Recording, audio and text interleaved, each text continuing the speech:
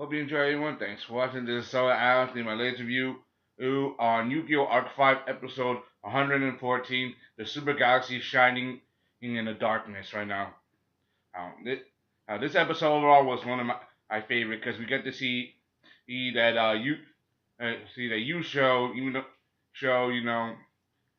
his legs still hurt. Asuka, or Alexis, he's still with him, and then he's gonna confront him, say you're not gonna get to the professor Hanamiya, but Kai manages to come in, and try to save the day. And this is a duel overall I like because I will get to see Kai versus Dennis, which is pretty cool, because a lot of fans, seeing the return of Kai, who was one of the best characters from Yu-Gi-Oh! Zexo against Dennis, and it's gonna be pretty cool to see how Dennis is and his style of dueling is gonna handle with Kite's style of dueling, because it's gonna be very cool. And everybody, let's get started. Kite, he's here because one of the why he is here is because he's here to bring back Ruri, Shun's sister who was kidnapped by Academia, and she's here in the fusion dimension, and he's gonna beat Dennis and have him tell him where Rudy is, basically trying to find out what's happening. Yeah. Meanwhile, you got Yuya. He knows that they're on the cruise ship, the harbor, but they didn't make it in time, so they go, to find a boat to see if they can find a way to help them get across. Right now they're in what you call a separate situation, and just when Yuya was so close to meeting his father again after 3 years, but now, it's bittersweet. Overall, let's get started. Alright, the dueling begins. Dennis he makes his first move. And how he turns the whole thing into an entertainment duel on the ship and making Kite as the villain so he can show off his entertainment dueling style. I mean, even though he is a duelist for Academia, yeah, he still thinks of himself as an entertainer. And someone who admires those dueling prowess. He wants to prove that not only can he do entertainment dueling like Yusha, but also prove that he's better than him. Which is, shows kind of how even though he smiles a lot, there's also a dark nature behind him. And overall he does do pendulum summon, and exceed summon. He summons out his ace monster, trapeze magician. Kai counters, he summons his Neo Galaxy Eyes. Galaxy Eyes Cypher Dragon. He summons it. He tries to take control of it. He does. And however, for Dennis, he's not having it. And he makes sure that he ever receives an attack, he counters. See how Dennis, how he tries to uses, his Dennis, he's an expert duelist. He can compete with some of the best of them. He's not a pushover, and just because he smiles a lot doesn't mean he's not the kind of guy who to see things coming. Like for example, Kite was the most wanted person by Academia in the Exceeds dimension. And because of how strong he was, so they have a file and information on how his dueling works. So basically, he's cheating because he has information on his opponent that he already has, and using it to his advantage. That's pretty underhanded in a way, but hey, because he's trying to show that he's not gonna make sure he's not gonna let him win this duel. Dennis he continues to move forward with this, and like for example. Well, he makes sure like first he does a fusion summon, which is pretty interesting. We haven't seen Dennis do a fusion summon since episode 73 when he summoned Ancient Gear Chaos Rider, which was pretty big deal back then. Even because there was a lot of controversy because people who got spoiled to the episode believed that he was going to summon some new fusion summon using his Etamaji magician, his trapeze magician, and other, instead of just using the ancient gears, which back then caused a lot of controversy. Not controversy, just some fans were blasting it and saying how they hated it. It's just another ancient gear. It was pretty interesting seeing how it was. Using his trapeze force switch, to overwhelm his Galaxy Eyes, along with trapeze magician.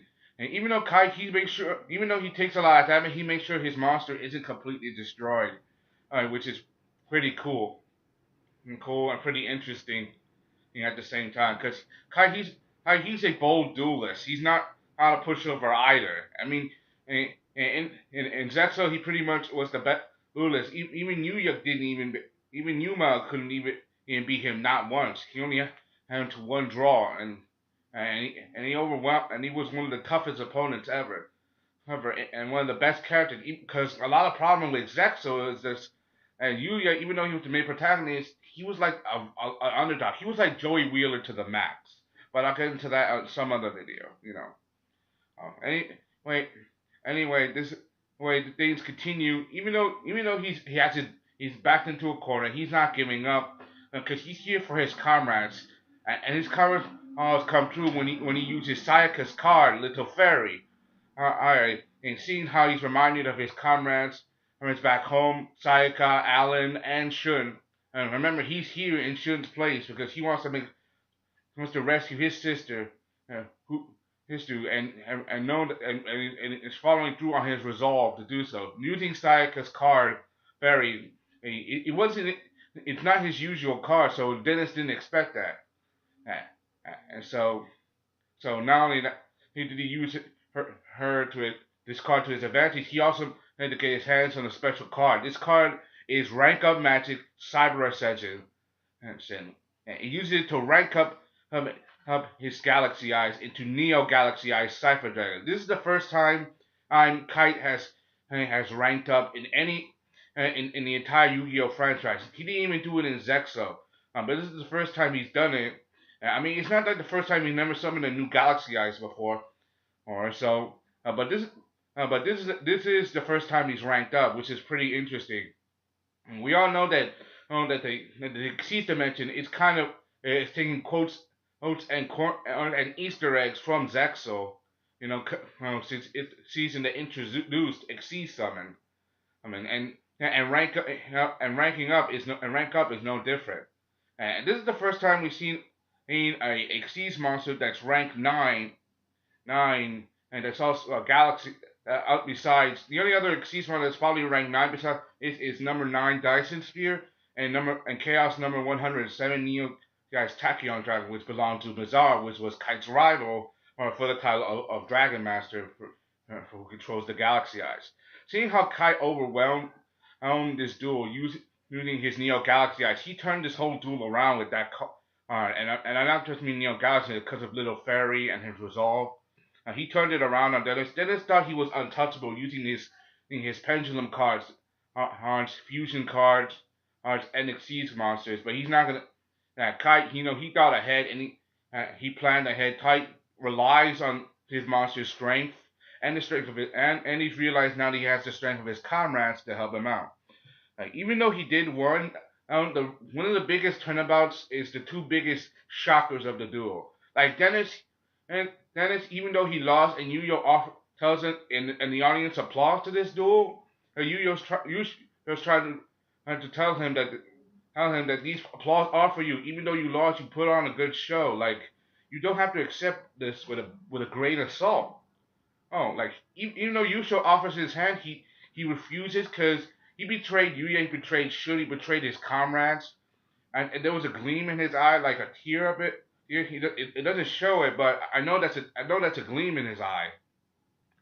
Meaning that there's a part of him that does regret his betrayal, even though he tells the secret that Ruri and Rin are on Academia. Ruri's in the East Tower, Rin's in the West Tower.